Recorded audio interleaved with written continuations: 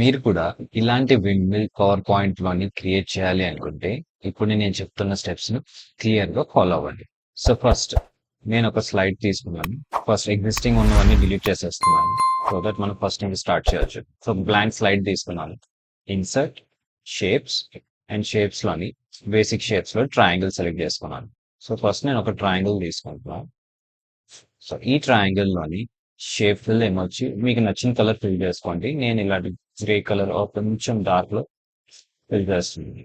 And outline ఏమొచ్చి no outline. Okay, control shift press చేసి కిందకి డ్రాగ్ చేస్తే మనకి డూప్లికేట్ క్రియేట్ అయింది చూసారా. కంట్రోల్ ప్రెస్ చేసి first triangle and second triangle click చేస్తే రెండు సెలెక్ట్ అవుతాయి. సో దాని తర్వాత కంట్రోల్ జీ ప్రెస్ చేస్తే గ్రూప్ అయిపోయింది చూసారా. ఇప్పుడు నేను సెకండ్ ట్రయాంగిల్ మీద క్లిక్ చేస్తాను. డబుల్ క్లిక్ చేస్తే సెకండ్ ట్రయాంగిల్ సెలెక్ట్ అవుతుంది. దాంట్లోని షేప్ ఫార్మాట్ లోని షేప్ ఫిల్ లోని నో ఫిల్ క్లిక్ చేస్తాను. అండ్ షేప్ అవుట్లైన్ ఆబ్వియస్ గా నో అవుట్లైన్ అని ఉంటుంది. సో ఇలాగ ఉంటుంది అనమాట.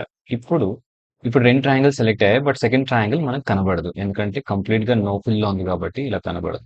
సో నేనేం చేస్తానంటే ఇప్పుడు కంట్రోల్ డి ప్రెస్ చేస్తే డూప్లికేట్ అయింది కదా. నేను ఎగ్జాక్ట్ గా ఉన్న ఫస్ట్ ట్రయాంగిల్ మీద పెట్టిన తర్వాత షిఫ్ట్ ప్రెస్ చేసి ఇక్కడ చూసారా రొటేషన్ సింబల్ ఉంది, అది క్లిక్ చేసి రొటేట్ చేస్తాను. సో ఒక సర్టెన్ యాంగిల్ లోకి రొటేట్ చేస్తాను అనమాట. సో ఈ యాంగిల్ వరకు అయిపోయింది కదా. అగైన్ మళ్ళీ కంట్రోల్ డి ప్రెస్ చేస్తే డూప్లికేట్ అయిపోతుంది, బట్ దీనిపైన ఉంది కాబట్టి మనకు కనబడట్లేదు. మళ్ళీ షిఫ్ట్ ప్రెస్ చేస్తాను. ఇక్కడ రొటేట్ సింబల్ ని క్లిక్ చేసి రొటేట్ చేస్తే మీరు ఇక్కడ చూడొచ్చు కరెక్ట్ గా ఈక్వల్ డిస్టెన్స్ లోని బ్లేడ్స్ వచ్చేసాయి. సో కంట్రోల్ ప్రెస్ చేసి ఇప్పుడున్న మనకి త్రీ ట్రయాంగిల్ సెలెక్ట్ చేసిన తర్వాత షేప్ ఫార్మాట్ లోని అలైన్ సెంటర్ క్లిక్ చేస్తాం. అండ్ అలైన్ లోనే అలైన్ మిడిల్ క్లిక్ చేస్తాం. ఓకే, సో ఇదంతా అయిపోయిన తర్వాత మనం మళ్ళీ ఇన్సర్ట్ లోకి వెళ్ళి షేప్స్ లోని పోల్ కావాలి కాబట్టి ఇక్కడ ట్రెపిజాయిడ్ ని సెలెక్ట్ చేస్తాను. సో నేను ఇక్కడ నుంచి పోల్ డిజైన్ చేసుకుంటున్నాను. సో పోల్ అడ్జస్ట్ చేసుకున్నాను, ఎంత హైట్ లో కావాలి ఎలా కావాలి. ఈ ఎల్లో కలర్ ది మీరు కొంచెం డ్రాగ్ చేస్తే పైన టాప్ అనేది కొంచెం షార్ప్ అవుతుంది.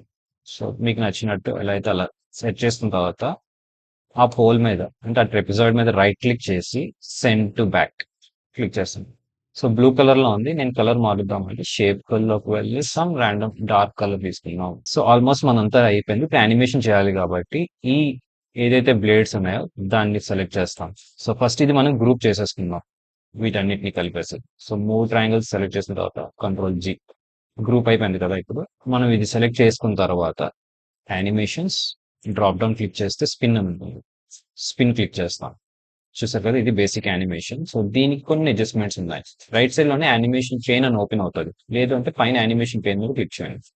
సో ఇక్కడ స్టార్ట్ విత్ ప్రీవియస్ ఇలా ఉన్నాయి కదా. సో దీంట్లో ఎఫెక్ట్ ఆప్షన్స్ లోకి వెళ్ళండి. ఎఫెక్ట్ ఆప్షన్స్ లోని టైమింగ్ ఆన్ క్లిక్ బదులు విత్ ప్రీవియస్ అండ్ రిపీట్ లోనేమొచ్చి until end of slide. 2 seconds అంటే మీడియం, సో నేను కొంచెం ఫాస్ట్ పెడదాం. సో 1 second పెట్టాను అండ్ ఓకే ప్రెస్ చేశాను. సో ఇప్పుడు మనం స్లైడ్ షో చెక్ చేద్దాం. చూసారు కదా, ఇది మన విండ్ మిల్.